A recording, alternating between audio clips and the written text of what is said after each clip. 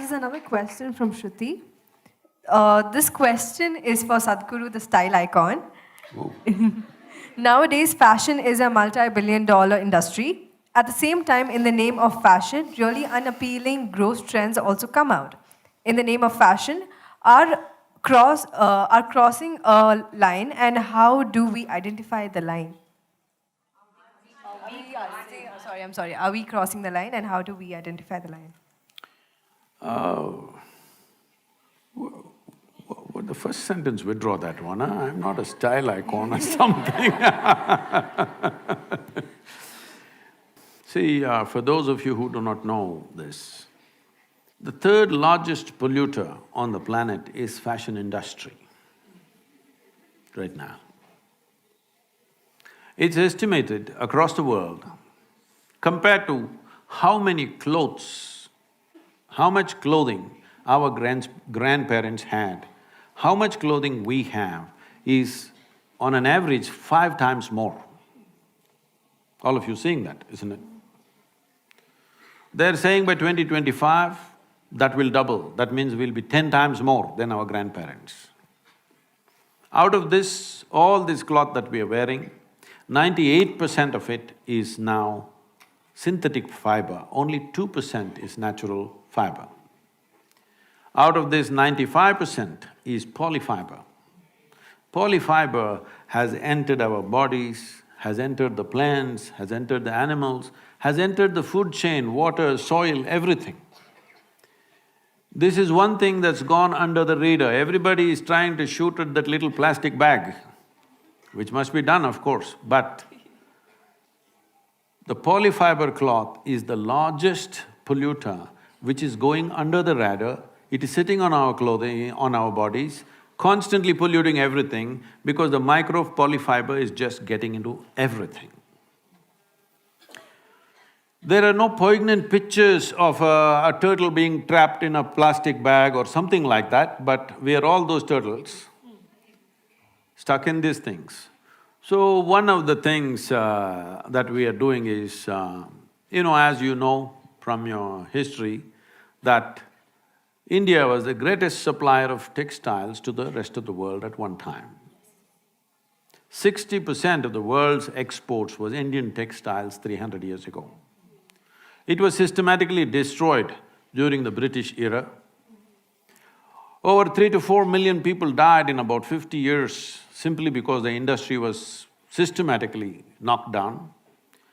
And that's one reason why when the English left, nearly 91 or 92% of the people were in agriculture because all these weavers went back to agriculture just for sustenance. That is why such small holdings all over the place and agriculture being in such disarray, one reason is because of destruction of handloom industries. To a point where one of the Governor-General said, the fields of India are bleached by the bones of the hand weavers in 1860, because millions died. So having said that, we still have the skills. India is poised, if we do the right things, to be able to clothe the world once again in a sensible way, in a natural way. And in the sense, this can be economically fantastic. We could completely stop farmer suicides and the distress of the farmer if part of the agriculture is towards generating natural fiber. We have various natural fibers in this country. Fortunately, I'm seeing the more high-end fashion designers. Recently, I don't know if you saw, we had conversation with Sabyasachi, and people like this are promoting natural fiber. Well, now that you called me a fashion icon, let me admit this. In the month of October, we are having a fashion show in New York City. Woo!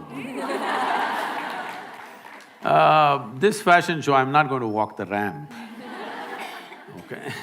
This is not about showing the apparel, but this is about exposing the top designers in America to Indian textile, the fabric.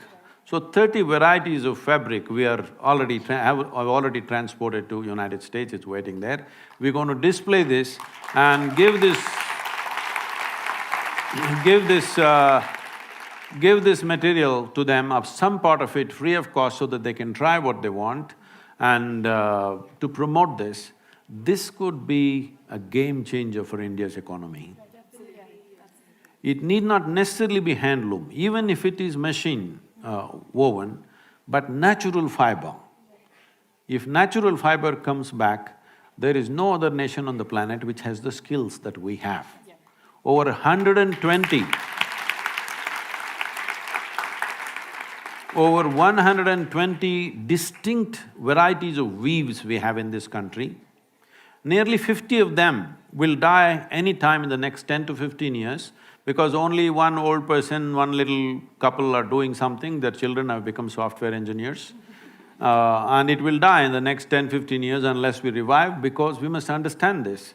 I don't know if you've ever been to a handloom weaving thing, have you been there? In Bangalore, there's a lot of silk saree weaving, you must go and see. At one time, my father believed that I will go into this because the larger family was involved in silk weaving.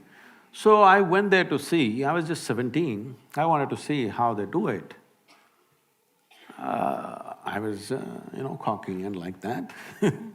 He's working on the loom, they're weaving a silk saree, he's just doing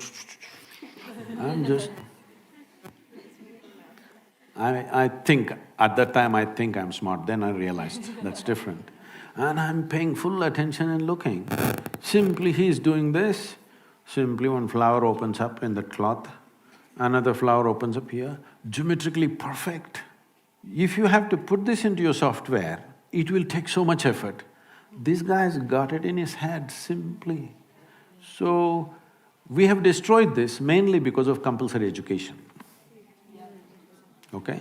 If a son or a daughter with their father or mother goes to the loom or to the agricultural field to work with their parents, the parents could be arrested because child labor.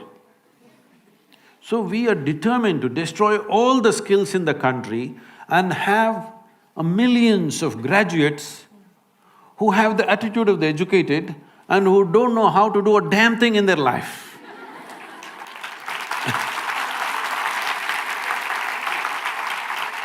So, we push the education system towards only 50% of the time that you spend in the school should be academics. Rest of the time in villages, agriculture, craft, music, dance, folk arts, many things. For the first time, the central government announced about a month ago, 50%